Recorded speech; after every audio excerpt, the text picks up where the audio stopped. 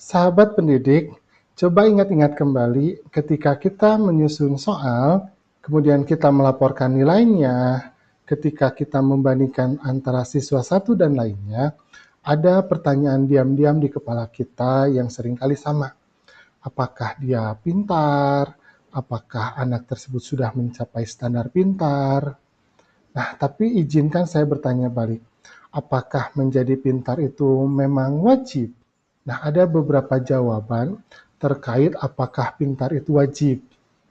Nah, yang pertama, definisi pintar yang selama ini kita pakai itu sangat sempit.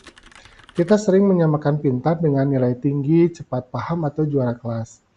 Nah, padahal itu hanya satu jenis kecerdasan dari sekian banyak.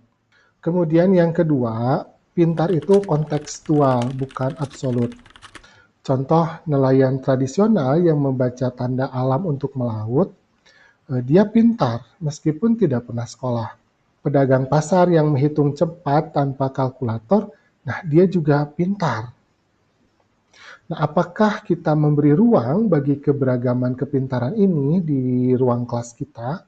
Yang ketiga, tugas pendidikan itu bukan mencetak tapi menggali. Jika pintar versi akademik diwajibkan, kita akan kehilangan seniman, atlet, pemimpin komunitas, dan inovator sosial. Mereka tidak gagal, kurikulum dan sistem kitalah yang gagal melihat kepintaran mereka. Pendidikan sejati adalah membantu setiap anak menemukan di mana letak kepintarannya, kemudian mengasahnya. Nah, yang keempat, ada yang lebih penting dari pintar, yaitu karakter. Jujur, tangguh, empati, kolaboratif.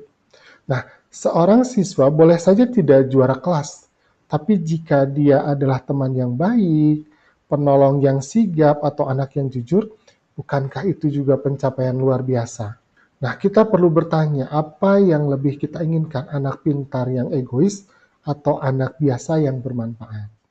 Yang kelima, tidak pintar itu luka abadi. Ketika kita mewajibkan semua anak pintar di ranah yang sama, kita tanpa sadar mengucilkan mereka yang berbakat di ranah yang lain.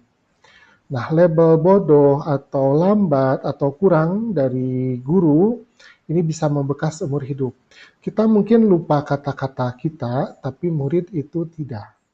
Sahabat pendidik, bukankah sistem kita masih memaksa kita untuk menyeragamkan kepintaran? Asesmen nasional, raport numerik, peringkat kelas, syarat kelulusan, nah semuanya masih mengagungkan kecepatan dan hafalan. Nah, ini adalah ironi besar. Kita berbicara tentang multiple intelligence, tapi di kebanyakannya, pada kenyataannya sih memvonis anak berdasarkan nilai matematika dan bahasa. Kritik untuk kita semua, jangan biarkan kemudahan administrasi itu mengalahkan kemanusiaan. Sistem boleh seragam, tapi hati kita sebagai guru tidak boleh. Kita harus menjadi ruang aman di tengah sistem yang kaku.